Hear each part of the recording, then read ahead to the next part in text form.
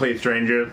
You know, experience has taught me a lot of things. The sun can hurt if under too long. Alcohol can hurt if drinking too much. And light sockets can hurt if licked too long. Okay, I think you get the point.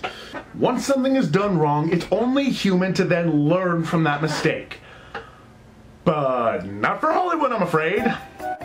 Time and time again, movies are put in the position of being made over and over, despite how bad they truly are. And if you're unsure of what I mean by that, I'm of course referring to reboots and the always evil sequel.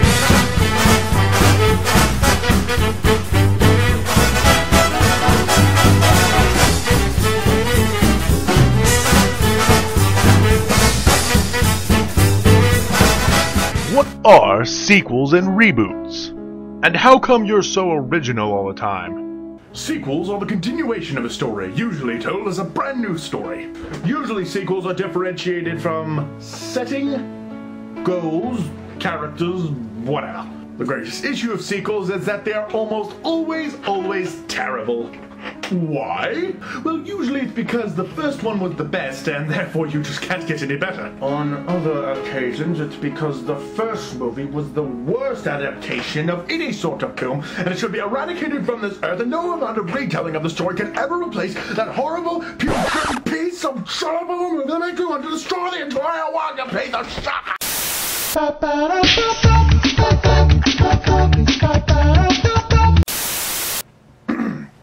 As for reboots,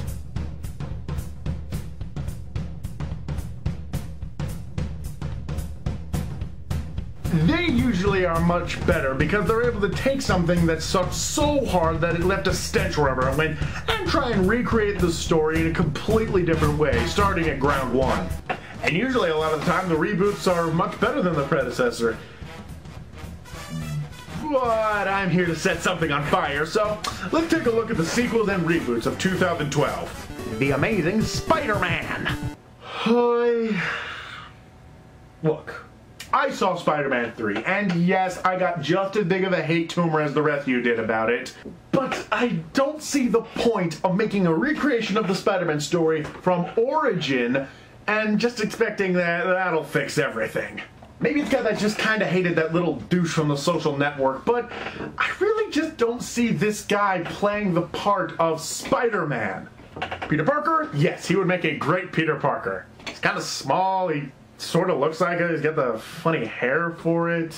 He's a damn good Peter Parker. Not a very convincing Spider-Man. Also, why I'm mad at it is because they kind of canceled Spider-Man 4 to make the reboot. Why is this a problem? Because goddammit, it had Carnage in it. I fucking love Carnage. To hell with you, Amazing Spider-Man. To hell with you. Bad Boys 3. Well, let's see. The first one sucked. The second one sucked even more. So, I guess this is just going to be the crown of suckage on this awful franchise. Okay. In all seriousness, I am actually glad that this movie exists. Why, you may ask? Well, because it's pretty much the only leash on Michael Bay that's stopping him from making any more shitty Transformers movies. Thank you, Bad Boys 3. The Expendables 2.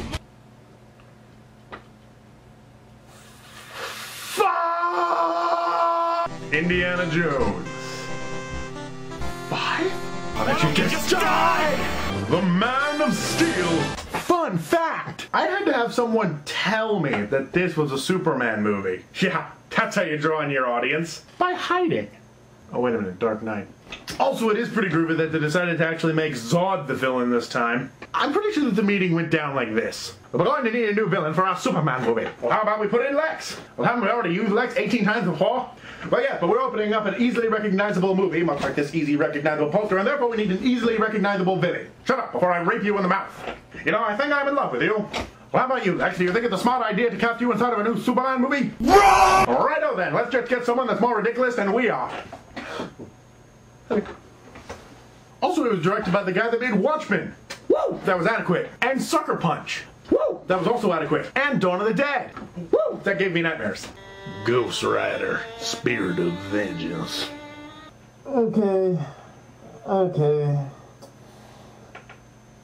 the recent Ghost Rider sucked. I mean, like, it really sucked. Like, I'd rather rip out my own kidney with my teeth. It sucks so much. But now you're able to fix all of that. I mean, now we have a brand new movie that they're able to work off of, a brand new story that they're able to write to it, and hell, they even have a brand new director.